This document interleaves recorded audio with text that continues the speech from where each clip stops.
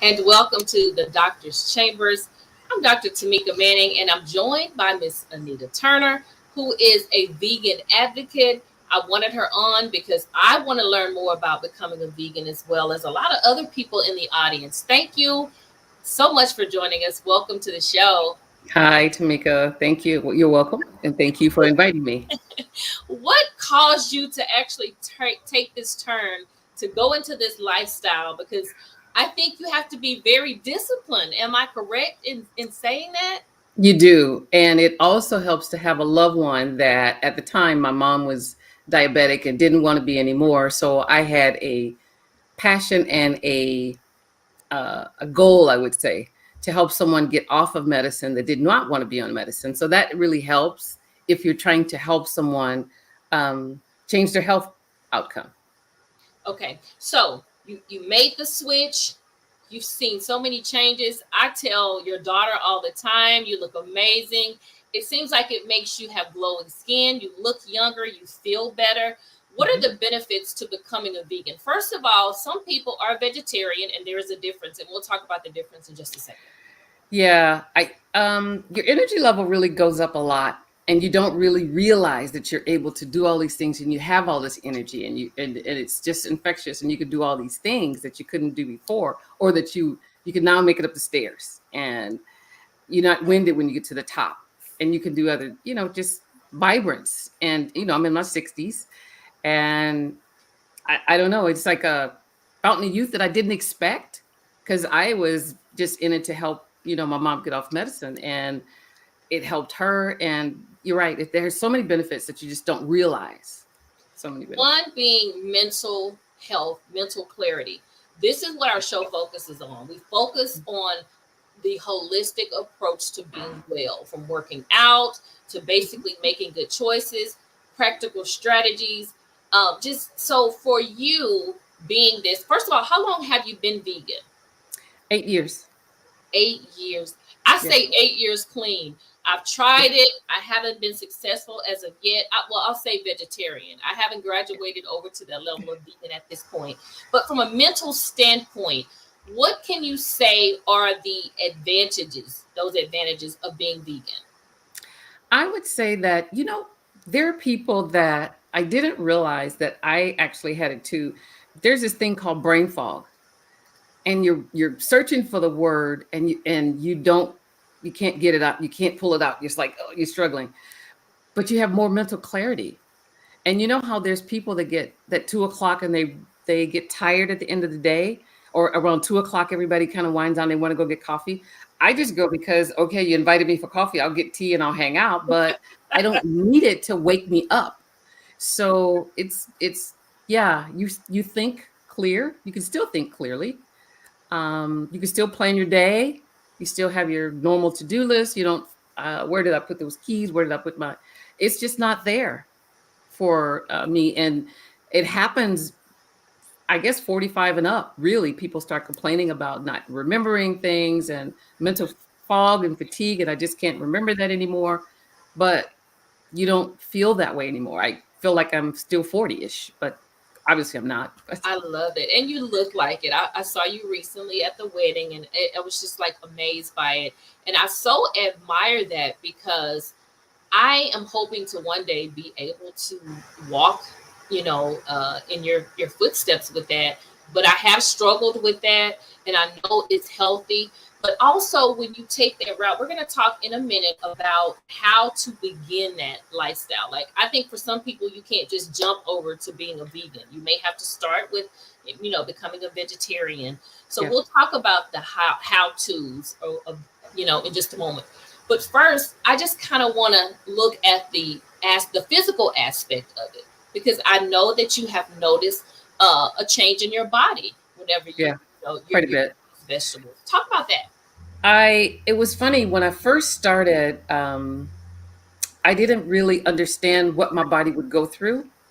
And I used to just a solid size 10, no big deal. I'm 5'7", so I never thought that I needed to lose any weight. If you ask me, I was normal.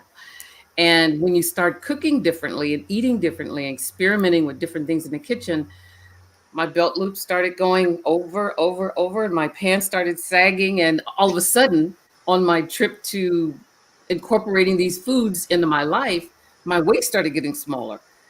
Everything got smaller. And I was surprised. I thought, okay, so how low is going to go before my body, levels out to what normal is for my body? So I was kind of surprised by that. That surprised me a lot. Okay, so let's talk about some of the meals, meal prep. I try to come in the afternoon sometimes and just prepare veggies. So at night, when I get hungry and I get an urge to eat, I don't want to eat anything heavy. So I may do some broccoli, or I may do some asparagus, or something that's just really light. Some people think that because you are vegan, that your meals have to just be so drab and so dry. But I Mhm. think you beg to differ, right? Talk about some of the things Yes. that you prepare for yourself that spice up your ingredients and spice up your food. I love spices, which is not heat. Heat and spices are definitely different. I love strong flavors. And we were playing in the kitchen this weekend and made some sushi. And sushi's vegan. You wrap your veggies in rice, you soak it in vinegar, you put heavy spices, garlic powder, onion powder, smoked paprika, cumin, turmeric. You use all those spices in foods. I'm a black bean lover. I'm a lover of beans, all kinds of beans. I love lentils, and I put lentils and potatoes together. I went to the farmer's market today, picked up beets. I love beets, so I made me some in my Instant Pot, and I'll eat them. I made cabbage and potatoes. So I have a variety of things that I eat from that I spice heavily, and people, how they pour salt on everything. I pour the other stuff. I'm very, very, very, very low salt. I can tell when I eat out sometimes. I had avocado toast for breakfast this morning, and I actually ate it at the bagel shop before I went to the farmer's market. And I could tell in the avocado mix there was too much salt, and it was difficult for me to eat because I don't use salt, especially cooking. So I'm thinking, oh wow, this was too much for me. So I eat a variety of food. And little known secret, I am not a fan of salad, which is kind of interesting. So I get the bag of salad and put it all together, and I actually make myself have salad for breakfast because I prefer the heartier meals. I love beans. I love strong flavors. And over my baked potato, I'll have that, what do you call that? Frozen melody of vegetables, and put that over there. Put it on top of my baked potato or my sweet potato. Okay. So talk to me about it, because I know there are, I guess it comes into the texture issue. Let's talk Okay. about stuff like eggplant. You have mushrooms. Yes. You have things that kind of put you in the mind of a meat. Do you, when you're going to the grocery store, do you look for items like that occasionally when you may have maybe a desire for meat? Um, for example, give me an example. I do like eggplant. Actually, I bought one day before yesterday, and I like Asian food. So I have a eggplant with garlic sauce, like you would get at any Chinese restaurant. I make that. So yes, you can make things like eggplant. You can actually do tempeh and tofu, because I make tofu scram for breakfast in the morning. It's like a scrambled egg dish, and it has turmeric and it has a lot of veggies in it.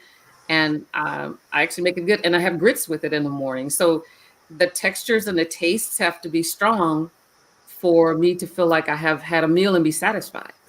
Okay, because that is my question. And I do eat tofu occasionally because I Mhm, do buy meal prep weekly. And mhm. occasionally that is one of the menu items that I will pick. And I actually like how she prepares the tofu. So, would you say the key to actually taking that road or embarking up on that journey would be to plan ahead? Because it seems Yes. like to me that you when you go out to eat, there are not a lot of choices There's not. that are There's vegan. not a lot of choices when you go out to eat, and that's kind of unfortunate because we're very social and we're very social people. So when I find myself in social settings, I will eat before I get there. That way I'm full and I won't be able to eat anything but a salad because I can't really get any food in. But it's really it's challenging when you go out to eat. But at home, you could actually make yourself quinoa dishes. You can make yourself potatoes. You can make yourself beans. I'm a, I'm a very large fan of beans. I like all of them. I season them up. Barbecue baked beans are one of my favorites. Lentils with potatoes and carrots is another favorite stew that I make on a regular basis. Black Okay. eyed peas is also something that I love. And people don't think about that. I have black eyed peas for breakfast. Uh, I have mung beans for breakfast. So, where does it tell me that I have to have, eggs or whatever, that normal standard American diet breakfast that kind of got us into the situation that we're in now? I don't do that. Mine so is let's just and hearty. I like that you mentioned that. Let's talk about that because America traditionally is an unhealthy Yes. nation. We're unhealthy because we do eat so many different things. However, I think when you are a vegan, is there ever a point when there's a shortage of protein? Do you have to take a supplement? Um, I don't think so. It was really interesting. I was told when I first started that, oh, you're not going to get enough protein. You better, have protein, supplement and protein in your smoothie. So I had a naturopath doctor when I lived in California and I had my blood work done. I was deficient in vitamin D was my deficiency. I was not deficient in protein. okay, I eat pure protein, which is actually beans. Beans is your best source of protein without any saturated fat at all. The okay, other one is sweet potatoes. I think sweet potatoes. Sweet potatoes? Yes, it has some fair amount of protein, which kind of surprised me. okay. So I fiber is really what we're missing. We're missing fiber, not protein. And everybody's like, I'm not sure how protein got such a big. I don't know anybody that's down protein or protein deficiency, I should say. Okay. Oh, But heart attacks as saturated fat, that's our number one killer of everybody in America. Heart attacks they're real. They come from saturated fat. There's no saturated fat at all in beans. People get uncomfortable because they get a little gas, but have a little bit every day to the point where it gets your digestive system used to having that extra fiber because it's the fiber that's going to save your life and make you lose weight. okay, definitely. That's been an issue for me. I've had to take Beano before because typically when I eat a lot of vegetables, I do feel a certain type of way because my body is not totally used to just consuming Yeah. vegetables. And so before we go, all right, so there's someone that may be watching who's saying, I do want to embark upon that journey. I do want to become vegetarian and or a vegan. What do they do? How do they begin? How do they start that journey? Um, I would say when you eat what you like, you're closer to being vegetarian than you think. If you really think about all the side foods that you normally eat, you like greens, you Mhm. probably like cabbage, you probably like sweet potatoes, you probably like potatoes, you probably like pasta, you probably like rice. So there's so many foods that you could eat and focus on what you can eat and not what you're not eating. So once you focus on, it's healthy if I get five servings of fruit and vegetables a day. Let me try that. And when you start incorporating things in, you don't focus on what you're leaving out. You focus on what you're trying to get to, that healthy number of blueberries today. I'll have strawberries today. I got a sweet tooth. I have grapes today. That kind of thing. So what I hear you really saying is that it's more mental, that you have to train your mind to actually go down this road, and it's probably a lot easier than we think. Because I think mentally, I've told myself, I don't know if I can just completely cut out chicken because Yeah. I like jerk chicken and certain types of chicken. I love chicken wings, but I say to myself that maybe I can train my mind. Mhm. But I do know people who in the end say I don't even like the texture of meat anymore. Once I've gone to that level, you no Yeah. longer have that desire for that. So I don't know. I think it's so interesting and I think it's awesome. I see that I was beginning to do a little research that there are different types of vegans, some because of Mhm. the lifestyle, some because they're activists.